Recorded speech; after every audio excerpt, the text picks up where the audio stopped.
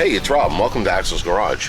We are out here with our 03 Suburban, and as you know in previous videos, we did a lot of work with the AC. We did our evaporator hack, charge it up, and it's been 3 years since we did that evaporator hack, and the AC has been flawless with the exception of it started to get a little warm at the end of the season last year, and it was the end of the season, starting to get a little warm. We were able to make it through the winter, and now spring is here. We're almost into summer. It's June, early June, and I put the gauges on it off camera about 2 weeks ago just to see where we were at, and we were low on Freon. So I gave it about took about 14 or 15 ounces of Freon, or not Freon, but R134a, which I didn't know that Freon was only R12. It was like the trade name for R12, but put it in.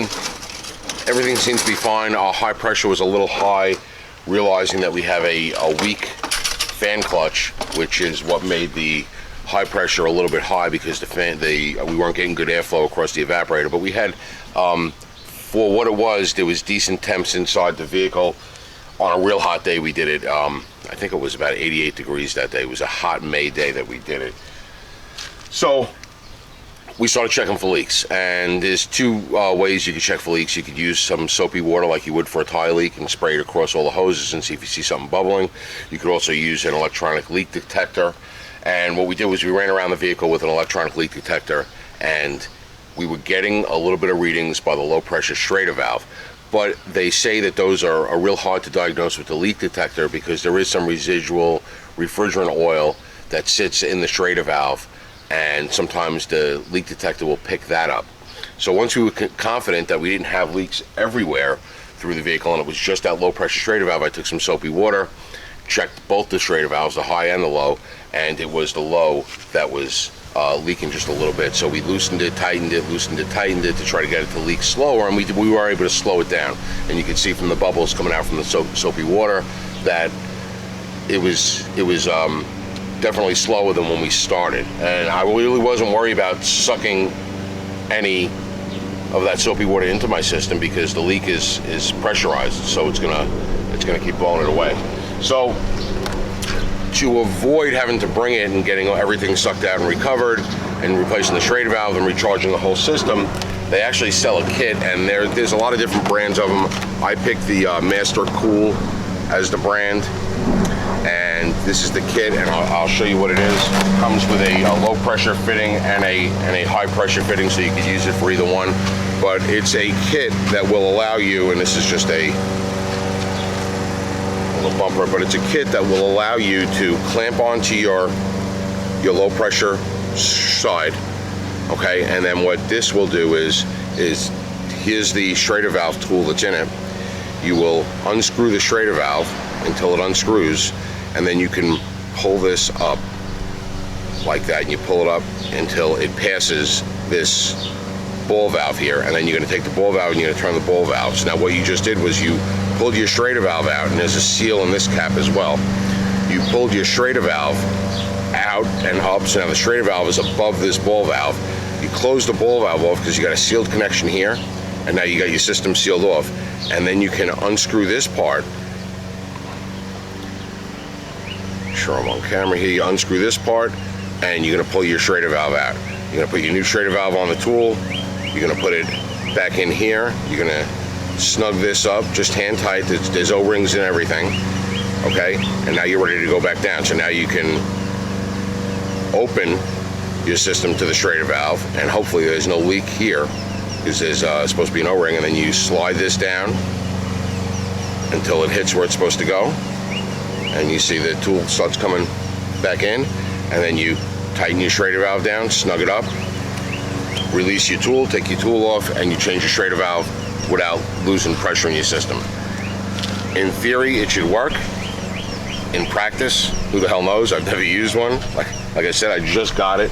I bought it on Amazon. I'll link it in the description below. I'll link all the stuff we're using in the description below. But the reason why I went with the Master Cool was they had some cheaper ones. They actually had a bunch that came in a nice hard plastic case, so you don't do shit like that.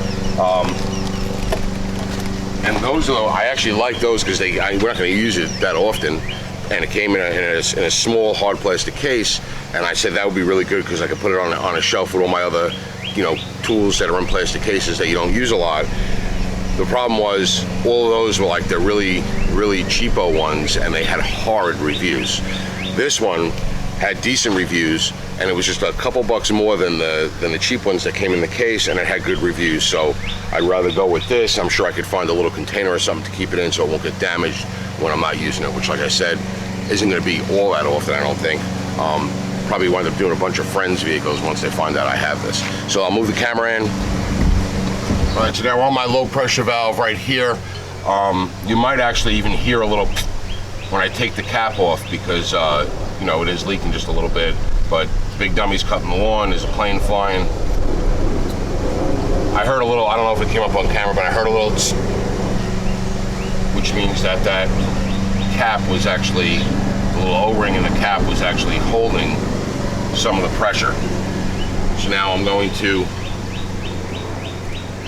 take my tool. Actually, you got to bring this up all the way so that you're not putting it on the Schrader valve.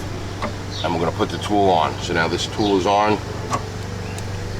All right. You know what I didn't do? So I didn't tighten this because these are, you can change it from the low pressure to the high pressure. So I'm going to grab a wrench. I'm just going to snug this up, make sure this isn't that good. So I just snugged this down with a pair of small channel locks. I held this by hand, snugged this down. They say with air conditioning stuff, this is all new to me, air conditioning stuff, but they say with air conditioning stuff, you shouldn't over tighten things. So I got this on my low pressure side. All right, the valve closes like that when you have, this has got to be up all the way for the valve to close. So right now you need the valve open, and you need to go in and sort of find that Schrader valve. There is a little wiggle room there. Oh, there we go. See it push back up because there is some, see how it pushed back up? I don't feel that I'm on the Schrader valve, but I'm gonna see if I am. Oh yeah, I feel pressure pushing back. Maybe I am on the Schrader valve. I'm gonna close that. I don't know if I actually got the Schrader valve.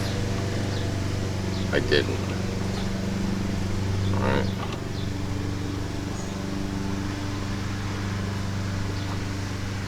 So I'm gonna tighten that back up. Go down there. I gotta try to find that Schrader valve.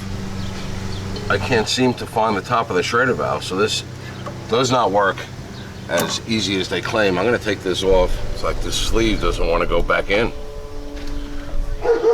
Having trouble getting this back into the tool.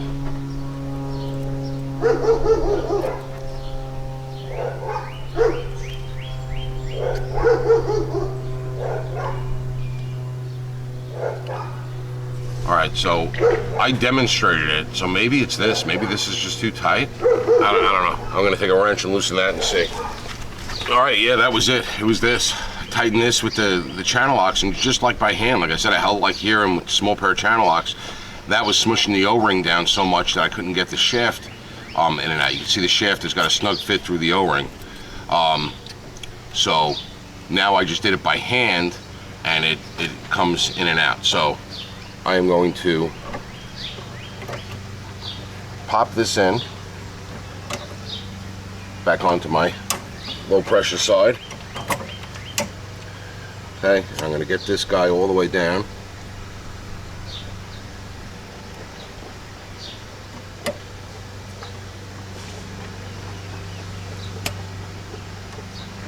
One thing is, I really can't feel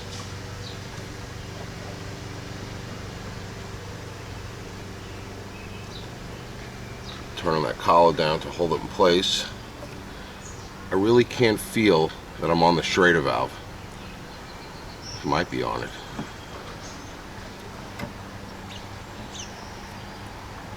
Oh, that's not on, that's why. Man, this is a lot easier said than done. Okay, now I'm on it. Definitely on it. Valve is open. I'm gonna push this down. Okay, now I feel like I'm on the Schrader valve. So I'm holding it down with my thumb as I unscrew it. Okay, hopefully I got the Schrader valve all the way up. Pressure did push this back up, so now I'm going to take this off, and hopefully there's a Schrader valve in it, and there is. Okay, so there's my old Schrader valve. I got no leaks. I can't hear any leak or anything, so it came out with the Schrader valve. I'm going to come over here to my assortment. It grabs the Schrader valve really nice. I'm going to pull my old Schrader valve out, and I'm going to go in here and hopefully have a, get this freaking thing open. So hopefully have a Schrader valve in this assortment. I think I have a bunch of different assortments, but hopefully I'll have one in here that will work.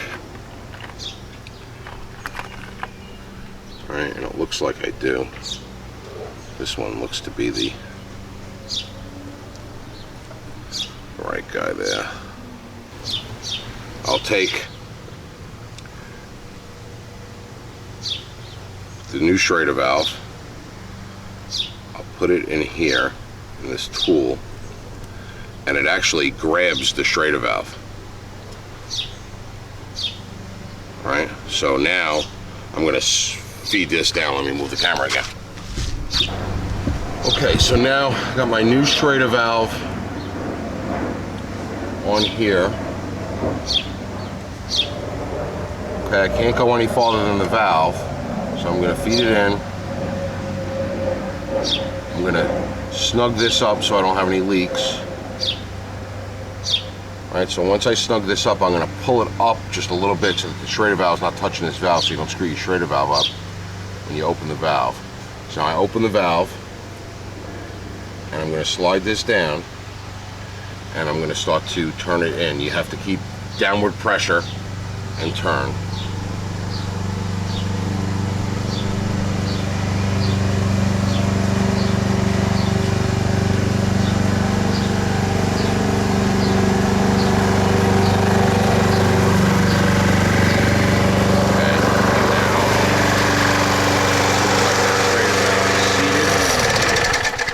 Seems like it's seated nice. So now I can pull this up. I guess you can take this end off.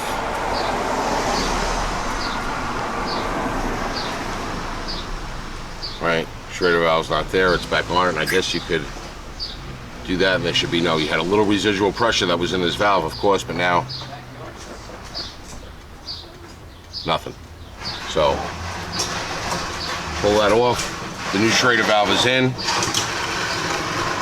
and theoretically now I could spray a little water, a little of my sudsy water mix in there and see if it's bubbling.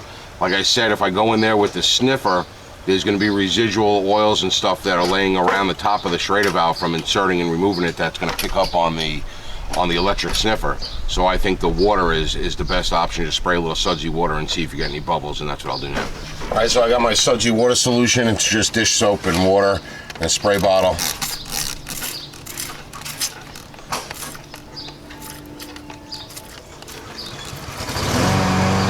All right, and as you can see, the only bubbles that are in there are the bubbles from the sudsy water.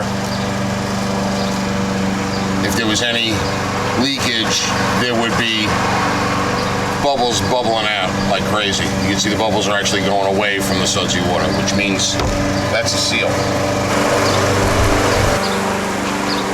Alright, so I got my old Schrader valve. We know this one's bad, it's going right in the garbage. It's probably a better quality one. It's brass in color than the ones I put on that were like silver metal in color. But it actually worked out. It was a little finicky.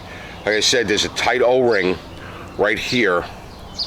And I think my issue that I was having at the beginning was that when you tighten this in there too much, you have this O-ring right here that this tool has to pass through, and it smushes the O-ring so much that it's hard for the tool to pass through it. So, you know, just snug it by hand, and then you feel a little resistance. Didn't get any leaks coming in and out. The thing grabbed the Schrader valve, which was some of the comments on the cheaper ones was that they couldn't get the Schrader valve to stick in here. So as you were pulling it up, the Schrader valve was falling off, and that was the problem that people were having. But this is the, what brand did I say it was? Master Cool. It does the high and the low pressure side. I like it. It worked. Like I said, you saw this is the first time I've ever used it, and I didn't cut anything out. I figured it out on camera with you, so it worked. I got no leaks. Tried my dish soap. I'm happy. I'm not going to check my system. I know it's not leaking. I know I only lost a little out. I'm sure it'll be fine. I'm not going to check the pressures or check my refrigerant level until I replace that fan clutch in a different video. Once that fan clutch is replaced and I can get some good flow of air across the condenser, then I'll make sure that my freon level and my pressure is good, because this old boy is going on a trip over the summer, so we want to make sure the air conditioning is cold and it's running pretty good for us. That's all today from Axel's Garage. Hope you enjoyed the video. Comments down below and links in the description for all the parts that we used. Thanks for watching.